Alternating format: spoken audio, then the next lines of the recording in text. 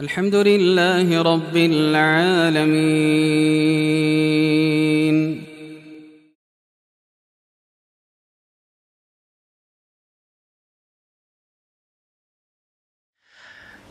Assalamualaikum warahmatullahi wabarakatuh. Alhamdulillah wa syukru lillah. Wassalatu wassalamu ala khairi khalqillah Muhammadin ibni Abdillah wa ala alihi wa sahabatihi wa ala kulli man iktafa atharahu wa ittaba'a manhajahu ila yaumin la yanfa'u malun wala banun. Pemirsa yang sama-sama dimuliakan oleh Allah Subhanahu wa taala. Bulan suci Ramadan adalah bulan ampunan. Bulan suci Ramadan adalah bulan mengumpulkan kebaikan. Bulan suci Ramadan adalah bulan di mana pahala ganjaran dilipatkan oleh Allah Subhanahu wa taala. Wallahu yudha'ifu liman yasha. Allah melipat gandakan pahala-pahala kaum muslimin khususnya di bulan suci Ramadan. Dan di bulan suci Ramadan, salah satu di antara pembahasan yang akan kita bahas adalah perkataan Allah Subhanahu wa taala, firman Allah Subhanahu wa taala di dalam surat Al-Munafiqun, di mana Allah Subhanahu wa taala memberikan taujih. Allah Subhanahu wa taala memberikan perintah. Allah Subhanahu wa taala memberikan anjuran sebagai bentuk kasih sayangnya.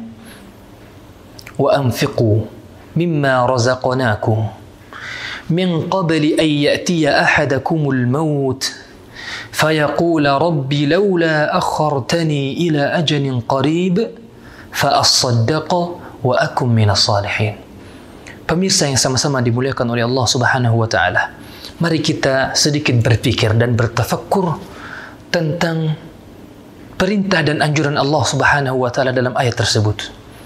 Wa anfiqu mimma razaqnakum, kata Allah, keluarkanlah, infakkanlah apa yang telah kami rezekikan kepada kalian. Ini perintah. Dan saatnya lah untuk kita lakukan. Saatnya lah untuk kita bergerak. Wa anfiqu mimma razaqnakum.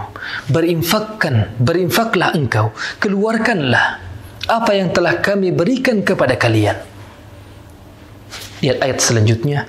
Min qabli an ya'tiya ahadakumul maut. Sebelum datang kematian kepada kalian. Sebelum datang kematian kepada salah seorang di antara kalian.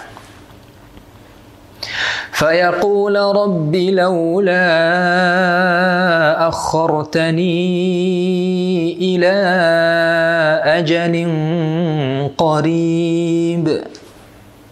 Ketika kematian itu datang, Allah Subhanahu wa taala menggambarkan, ketika kematian itu sudah datang,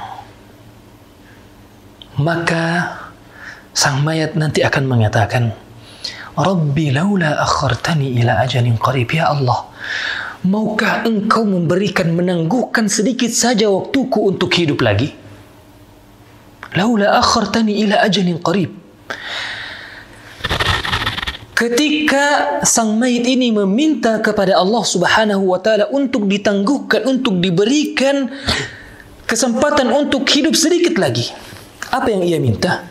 Apa yang ia lakukan untuk apa pekerjaan, amalan yang akan ia lakukan dalam waktu yang sedikit tersebut? Fa as-saddaqa. Saya akan bersedekah ya Allah. Wa akum minas salihin, dan aku akan menjadi orang yang saleh. Pertanyaannya jemaah, pemirsa yang sama-sama dimuliakan oleh Allah Subhanahu wa taala. Kata para ulama kita, mengapa mayit tersebut mengatakan, ya Allah, andai kata engkau menangguhkan kehidupanku sedikit saja lagi, maka aku akan bersedekah. Mengapa ia tidak mengatakan, ya Allah, andai kata engkau menangguhkan kehidupanku, kematianku, engkau menambah kehidupan sedikit, menangguhkan kehidupanku sedikit saja, maka aku akan salat. Fa usalli, atau aku akan berhaji, atau aku akan melakukan puasa. atau aku akan melakukan amalan-amalan kebaikan yang lainnya. Mengapa mayit di sini memilih untuk bersedekah? Ini ayat yang butuh untuk kita renungkan lebih banyak. Mengapa sang mayit ketika meminta untuk ditangguhkan kematiannya sedikit saja, ia meminta kesempatan kepada Allah Subhanahu wa taala untuk bersedekah? Mengapa? Kata para ahlul ilm, qala ahlul ilmi li'azimi ma ra'a min athariha fil qubur.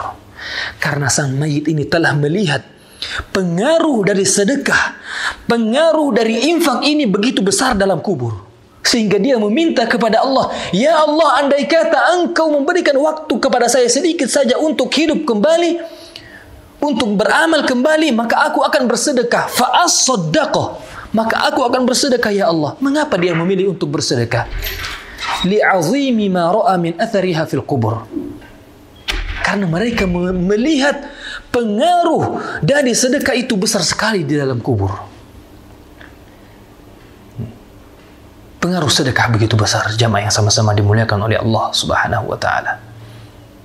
Maka hari ini banyak orang yang menabung uangnya, jamaah amalan, menabung uangnya berpuluh-puluhan juta di bank-bank.